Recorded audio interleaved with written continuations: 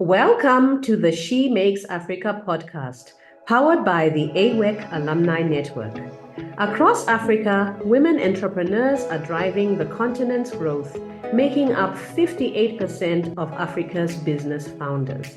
Yet the journey of entrepreneurship is often a path filled with both triumphs and trials. It can be a lonely road, but women are rising above these challenges, building resilience, and turning struggles into success. In this podcast, we bring you inspiring stories from African women entrepreneurs who are paving the way for others. Join us over the next 15 to 20 minutes as we explore their journeys of perseverance, growth, and empowerment. We hope their stories ignite your passion and encourage you to keep pushing forward. Welcome to this episode of the She Makes Africa podcast. My name is Priska Mofunde. I am based in Harare. I'm in the EdTech space and I am part of AWEC cohort 4. And I'm joined by my co-host Frida. Hi there, I'm Frida Moyambo.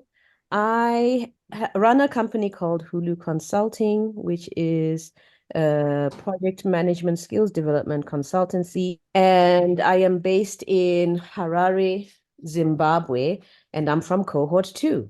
Today we have a special guest from the AWEC community. We have invited her to share about how she is surviving and thriving through the challenges of running her business. Maureen, please introduce yourself to our audience and tell us a little about yourself, your business, and what led you to become an entrepreneur. Hello, everyone. So my name obviously is Maureen Atebawone. I'm so excited to be on this podcast just to talk about my journey. I'm a customer experience consultant, and I'm running a consulting agency in Accra, Ghana called Bawoni.CX. We focus primarily on providing businesses with customer experience solutions, holistic and transformative customer experience solutions, for them to be able to deliver on customer experience and to drive business growth. So our core services are essentially training and resource development, learning and education for employees, as well as consulting and coaching for business owners.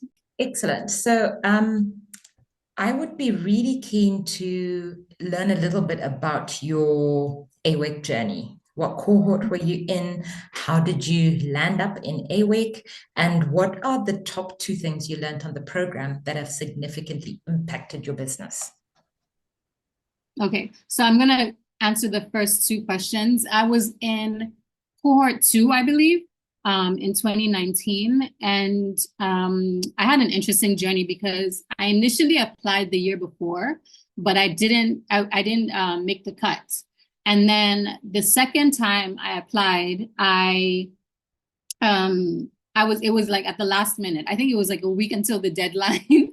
And I was just like, let me just send in an application because I already had like my previous application. I just wanted to update it. And I think they had even changed the requirements at that point.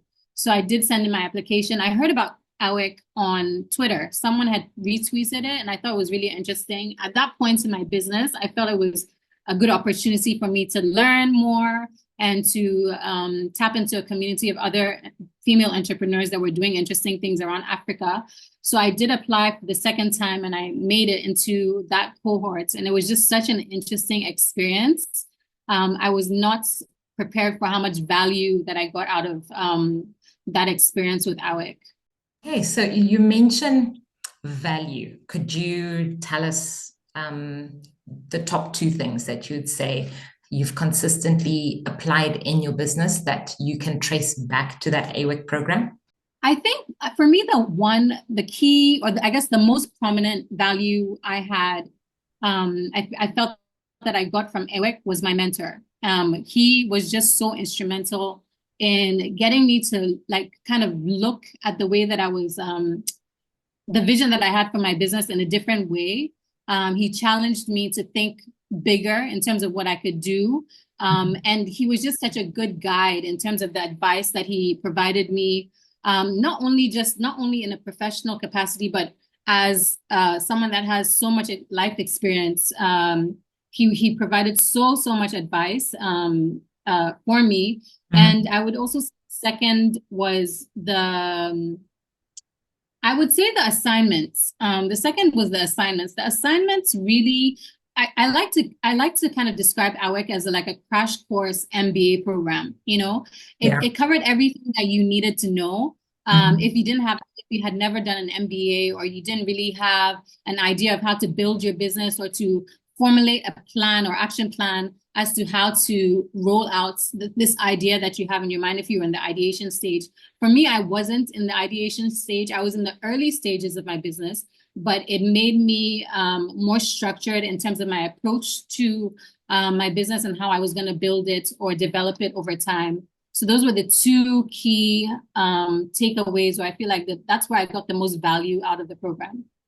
Yeah, it's amazing you say that, because so many people come back to those assignments. You know, anyone who's been part of the program understands how rigorous it is and how those assignments are very hectic. But so many of the women we've spoken to describe it exactly as you have described it, as a mini MBA program. And Yes. the brilliant thing about it is that it's not an abstract MBA. It's an MBA where you're walking away with documents that you're actually implementing within your own business. So yeah, definitely amazing. And the mentors as well, I think they're so giving of themselves, of their expertise, of their time. So incredible connections. So one of the things that we've realized, just from talking to ladies within this community, is that the challenges we face as female entrepreneurs and our journeys share very common threads. And this makes our stories really powerful tools for encouraging and inspiring others. So can you please share your story of surviving and thriving through a major business challenge? What happened? Why did it happen? And how critical did it actually get? I feel for me, in terms of my business, the biggest challenge was COVID, the pandemic. Simply because the majority at that time of my services were in-person training and workshops for businesses. So I was doing so much going into businesses and training their teams and learning and development for their teams. And when the pandemic happened, I was forced to think about how would I be able to deliver this education to these employees, and while I'm restricted in my movement and my access to them. And so I think in terms of the program and like my business and how I decided to run it, luckily for me, I was in AWEC in 2019, which was right before the pandemic. And some of the assignments required us to, project and, put together our plans, our vision for our business and everything. So at that point, I already had a vision to transition, not completely from in-person trainings, but to online trainings, because then I could scale. So it kind of just expedited how I was going to deliver on that service. So we were forced to kind of speed up that process. And it meant a lot of resource development. It meant a lot of even just tapping into our client base to understand how they would be able to, even on their end, deliver the resources that we were sending to them, or if we were to do an online course, if they had the capabilities and the technology to deliver at their end.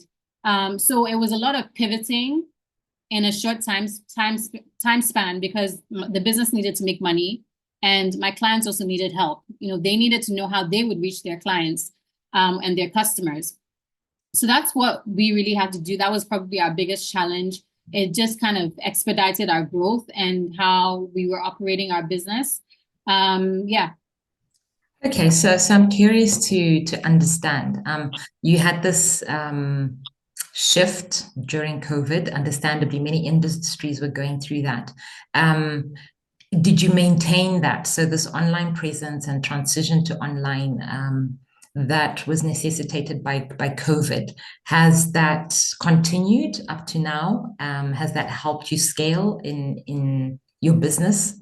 Yes. So we have maintained it. We went back to a hybrid system where now our clients do have the option of virtual as opposed to in-person trainings. We've also expanded our online options to coaching programs. But it just gave us a way to really test the market, because what we realized is, and we knew this before, was that, within, I can talk about the Ghanaian or the ecosystem of businesses in Accra. A lot of businesses did not really have structured learning and development pathways. So when we were going in to train their employees, it was usually a reactive. They had a reactive approach to learning and development. It was always something spurred on by something that happened within their business that made them realize, okay, we have a gap in terms of our customer experience, and we need to develop our customer experience and train our team to be able to deliver on customer experience. So after really testing the market and seeing what worked and what didn't work, we developed that hybrid system where our clients had the two options. And then also the business owners themselves had the option of being coached one-on-one, virtually and in person. And it's given us, it's allowed us to scale out of various sectors that were initially working in. So when Bawoni.CX started, we were focused mainly on the hospitality and food and beverage industry, because we felt that they had the biggest need for our services. But then by the time that, the pandemic had kind of tapered down, because we're still dealing with, COVID, but as it began to taper down, we realized that we were expanding into other industries, like other sectors like financial services, healthcare, retail, and we had more to offer them. Coming up next. Right, we can't just go in with a cookie cutter or band-aid approach to helping them deliver on customer experience. I can imagine hospitality industry was really hit hard. A lot of businesses caved during the beginning of the pandemic. And we definitely have to be thinking about things from a bird's eye view. More after the break.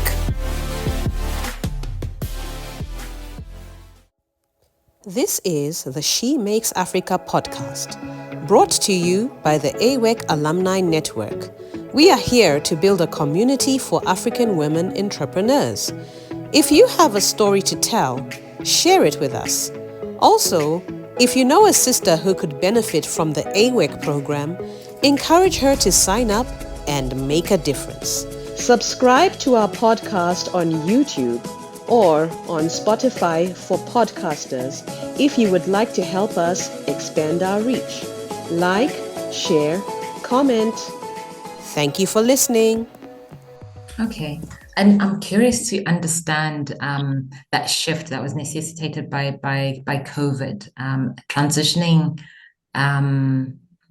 customer experiences to online. I can imagine hospitality industry was really hit hard during that time. How did you help the corporates make that shift? How are they can't meet in their traditional ways with their clients anymore? How was your business able to help them stay afloat as hospitality or food and beverage, so they're both industries that require people to gather? Yeah.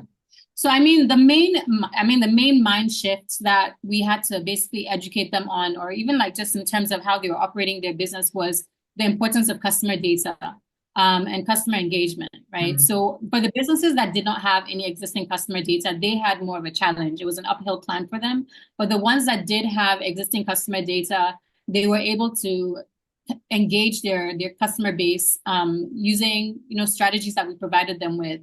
So within the hospitality industry, what we saw was definitely we had to provide them with the systems that they needed and the structures that they needed to be able to contact their customers.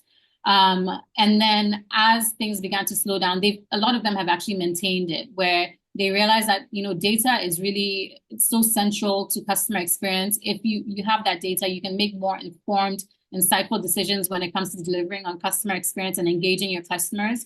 Mm-hmm. So that was really what helped them to stay afloat. A lot of them actually, like a lot of businesses caved during the beginning of the pandemic, but it also made us realize that, even in our approach to delivering customer experience solutions, if we are to say that our solutions are transformative and holistic, then we also have to take a step back and really look at like a really deep-rooted or a roots analysis of where each business is in terms of their CX maturity, right? We can't just go in with a cookie cutter or band-aid approach to helping them deliver on customer experience, but we have to really analyze what the root causes are in terms of their customer experience delivery and their issues.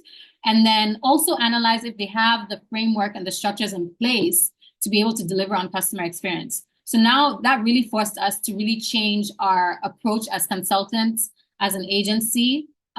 So for most of our clients, and even I think over the last few years, we generally work with clients on more project basis as opposed to, one-off training sessions or one-off resource development. We go in and really develop an end-to-end framework for them. Okay, so my last question as I'm listening to you talk about the work that happened in your business around COVID is you spoke earlier about the impact that your mentor had and the support they gave you in terms of advice and all of that during that year-long fellowship. What would you say is the most impactful piece of advice you received from your mentor during that time? Oh, I mean, he's given me so much advice. I would say for me, what was really impactful was he basically told me that, he told me that I had to really think about how I wanted to scale the business, right? So with COVID, it slowed down a lot of things. It made me question my approach to delivering my services, but it also made me realize that there's not one way there's not one way to deliver the service, right? So we had lots of conversations about scaling. And even at that point, I knew I wasn't ready to scale to the level that, I thought I should have been at, but he kind of offered different ways to look at it, different ways to tackle that hurdle that I wanted to get over. So it helped me actually go back to the drawing board, think about what does scaling look like for me? Because I know you mentioned earlier that, as women within the business environment, we have unique challenges. As a mother, you're going to have unique challenges. As a wife, you're going to have unique challenges. And for me, as a mother of a teenager at that point, a preteen at that point, it was really important that I had, whatever I decided to do did not stand in the way of me also being available to my son. So what I had to do was, what does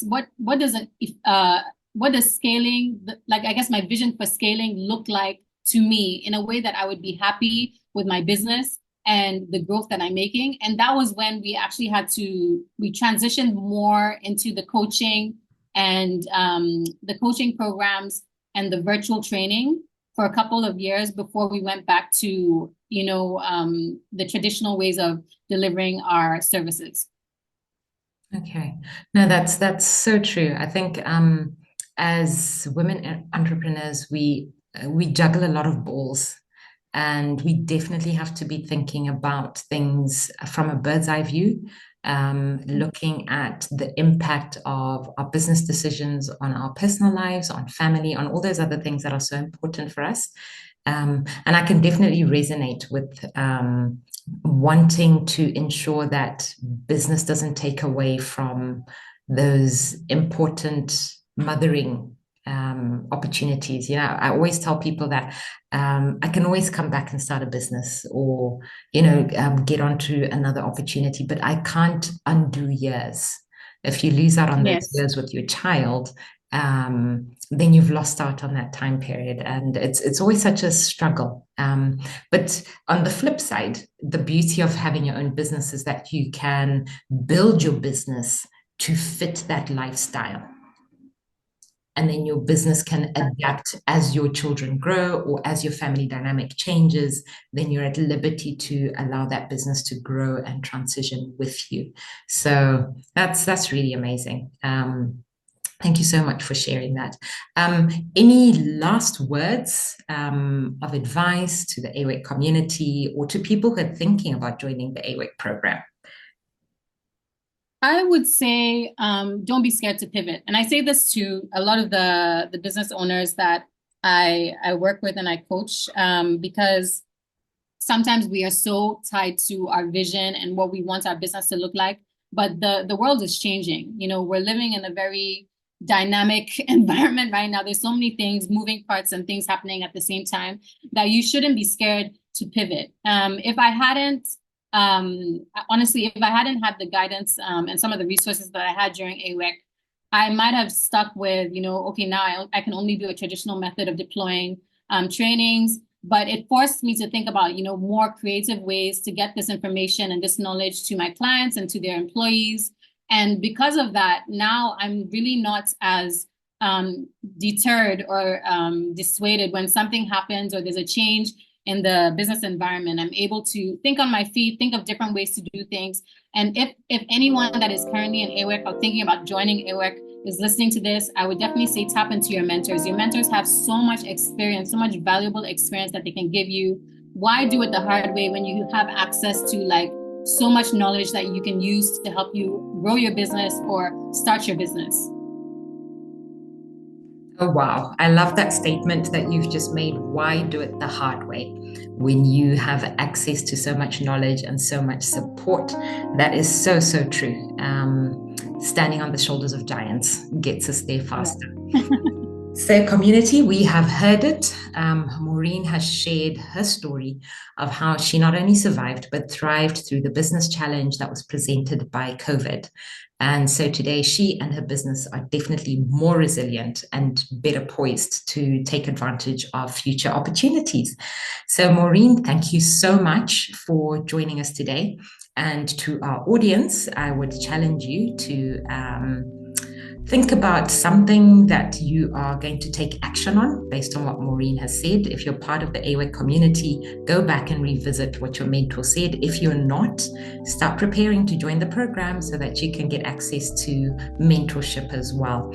And would be really keen to get your feedback on this post. So please leave a message in the comments and tell us what your key takeaway was from today's podcast. Maureen, once again, thank you so, so much for being with us today.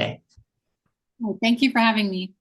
Once again, thank you very much for joining the She Makes Africa podcast, brought to you through the efforts of the AWEC Alumni Network. Until next time, let's collaborate